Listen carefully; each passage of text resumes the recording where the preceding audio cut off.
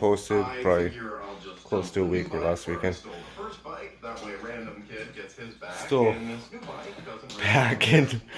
There's still lots to pack. I got 3 bedrooms to take apart the beds and get that all ready. Clothes, the kids' toys, tools. So, still even gonna take apart my studio desk because there's no way I'm getting it through up these stairs. It's just way too big. Microphones put away for now. Moving not this weekend but next weekend, so gonna have to start taking apart the studio, but can't really take it apart when you're still creating. I'm working on something right now.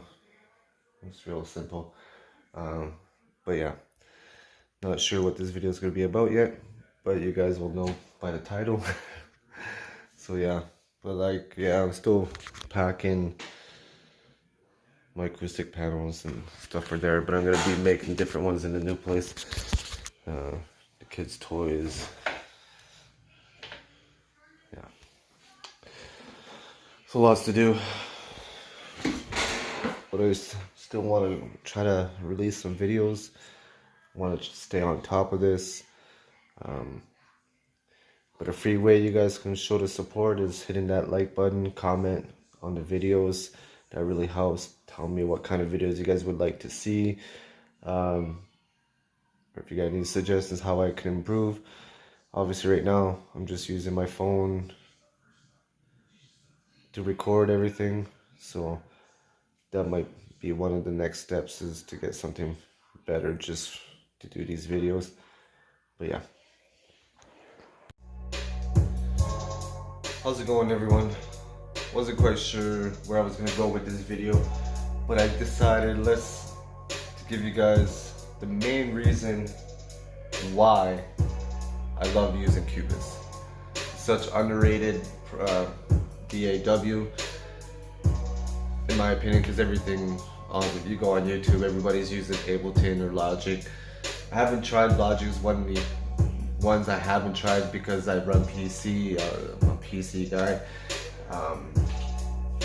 But the main, there's lots of reasons why I like Cubase, but there's one main reason, and I'm gonna show it to you. Basically, every single channel. So here's an audio channel. I have a gain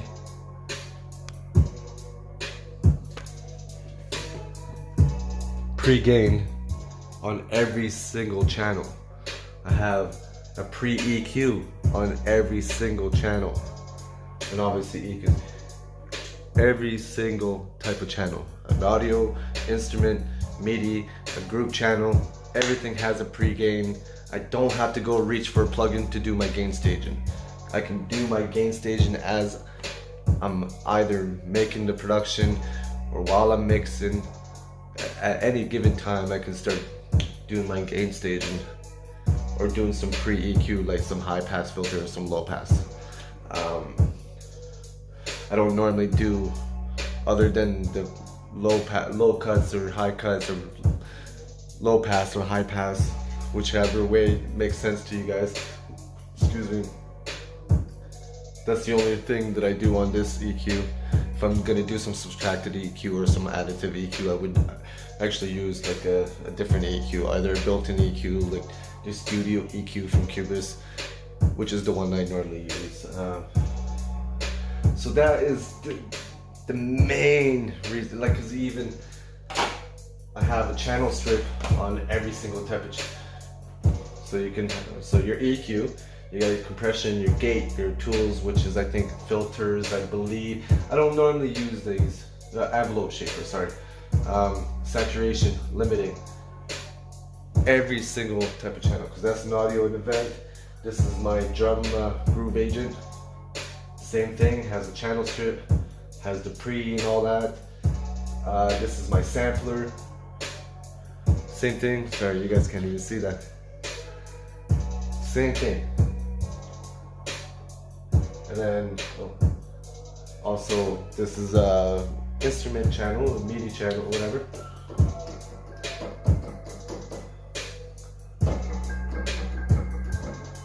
Right, everything. And I can't remember what that is. It's just an audio channel. So like, and then I can put my EQs there. That's just the. But the work, like another main reason is the workflow. And basically, I was using Cubase before I even got this control surface. I did a lot of research, try to see what control surface would be good with the workflow with Cubase, and I find the Behringer X-Touch does a phenomenal job. Obviously, if you've seen some of my earlier videos, some of these buttons don't do necessarily what it says on there, but there is template cards online you can get, but I've memorized everything. But I've used it with Ableton, I've used it with Presonus, and I've used it with Pro Tools. They all work a little bit differently. Pro Tools is not so, it's not that great with it. I probably would get the icon control surface if you're going to be using Pro Tools. I would imagine that one works better. Excuse me again. But the workflow in Cubase, I like it. I've tried a lot of DAWs, like I said, Ableton, Presonus, Pro Tools, Cubase, Audacity, if you want to call that the AW. I guess it is, but I used Adobe Audition 3.0 back in the day. I've used FL Studio. I really like FL Studio Step Sequencer and the piano roll. It's the only thing, Cubase does have it. If you have a drum map created, like I do on my drums, then you get your step sequencer, which is great. I like that about FL Studio. And then if you have just a normal MIDI, then you have your piano roll. You double click and it comes up. I do like it. I just FL Studio does it a little bit better because it's bigger, I guess. And I can obviously have this as a separate, and there's nothing wrong with that.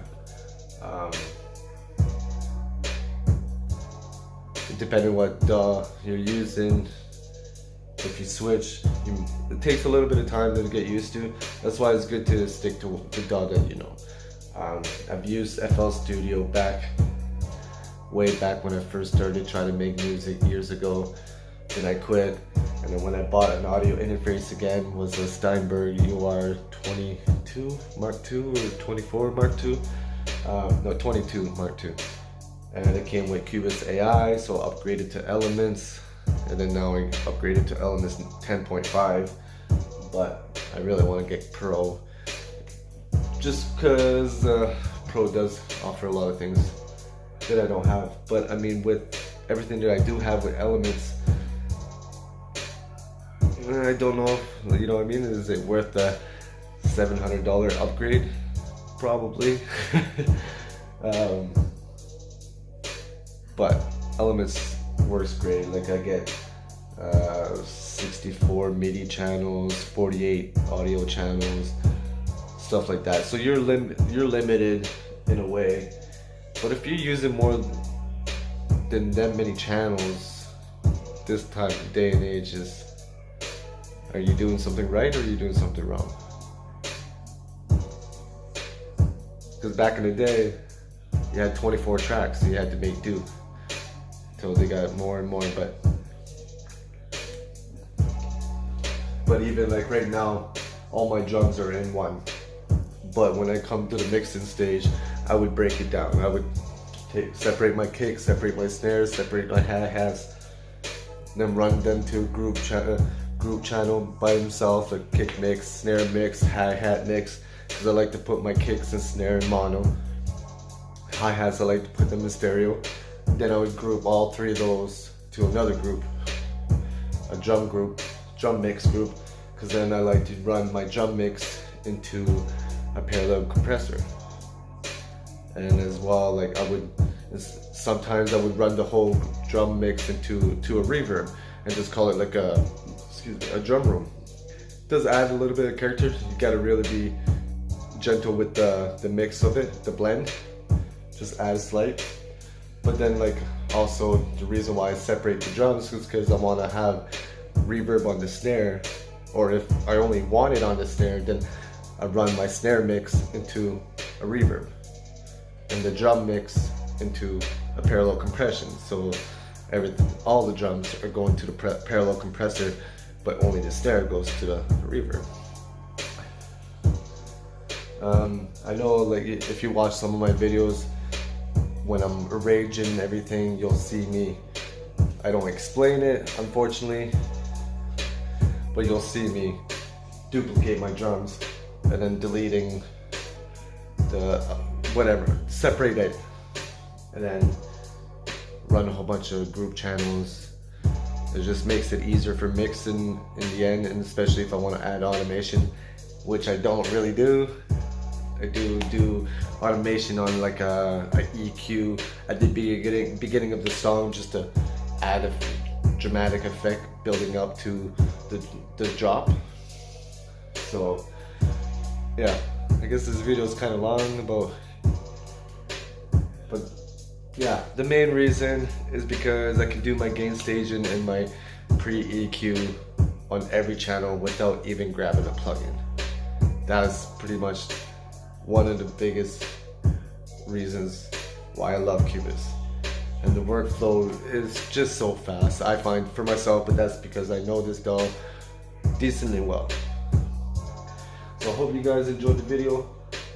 I'm gonna arrange this beat, mix it, and then let you guys hear it.